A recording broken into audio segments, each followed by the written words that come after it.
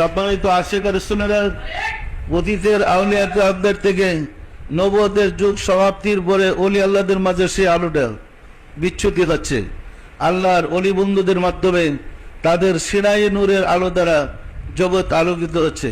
তাদের সংস্পর্শে গিয়ে যারা নিজেকে ধন্য করতে পেরেছে এবং ধ্যান খেয়াল করতে পেরেছে, মোরাকাবা মুশাহাদা করতে পেরেছে, নিজের হৃদয়ের অন্ধকার দূর করতে পেরেছে, তারা আলোকিত হয়েছে। আর যারা নিজেরা সাধনা করতে পারে নাই, নিজের ভিতরে আলো জ্বালাইতে পারে নাই, তারা কিন্তু যা ছিল তাই আছে। পরিষ্কার না? পরিষ্কার না? এই পথে শয়তান প্রচুর বাধা সৃষ্টি করে। এই সিরাতুল মুস্তাকিমের পথে শয়তান মানুষকে প্রচুর বাধার সৃষ্টি করে। আপনি শয়তানের পথে চলেন, আপনার কোনো শত্রু নেই। কারণ আর বাধা দিবে কে? শয়তান দ্রব্যের বন্ধু আছে।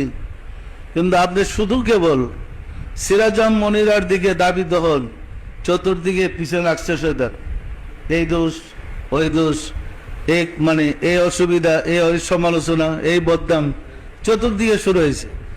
মনে হবে যেমন আপনার বন্ধু একজনও নাই, সবাই শত্রু। এই শত্রুটার পিছনে কিন্তু আল্লাহর যথেষ্ট মানে ইচ্ছা আছে। কারণ ওই নিয়ামত আপনি লাভ করতে পারলে, সিরাতুল মুস্তাকিমা লাভ করতে পারলে সমগ্র সৃষ্টি আপনার কথা শুনবে। এত বড় মর্যাদা, এত বড় পোস্ট আপনাকে দিবেন আল্লাহ কি পরীক্ষা ছাড়াই? এই পথে গেলে প্রচুর পরীক্ষা হয়।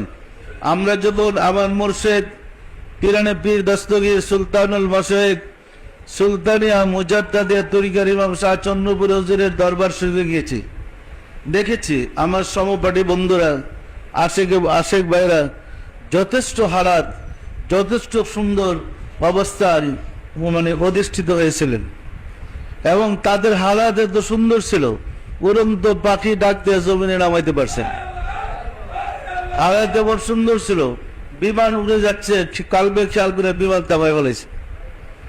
হালাত এত সুন্দর ছিল যে চলন্ত লঞ্চ দুই পাও কেড়ে দেয়া, ওই যে এক পায়ের আরেক পাও রেখে গেলে চলো লঞ্চ, তুমি চলো তো, আর লঞ্চের দিন থেমে গেছে। এরকম অসংখ্য ঘটনা। আবার সমপাঠী ভাইরা যারা ছিলেন সাধনার জগতে, অলৌকিক ঘটনা ঘটেছে। কিন্তু পরীক্ষার মধ্যে গিয়ে দেখা গেছে ইমাম হুজুর পর্দা পড়ার পরে অধিকাংশ সব নষ্ট করে ফেলেছে।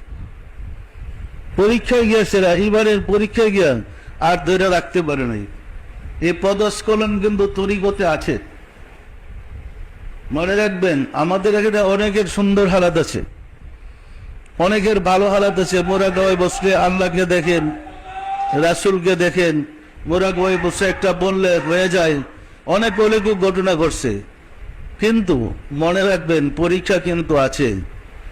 যেহেতু আপনাদেরকে আমি বিদ্যাটা শিক্ষা দিচ্ছি, সেহেতু আমারই উচিত আপনাদেরকে সতর্ক করে দেওয়া। কি বলেন?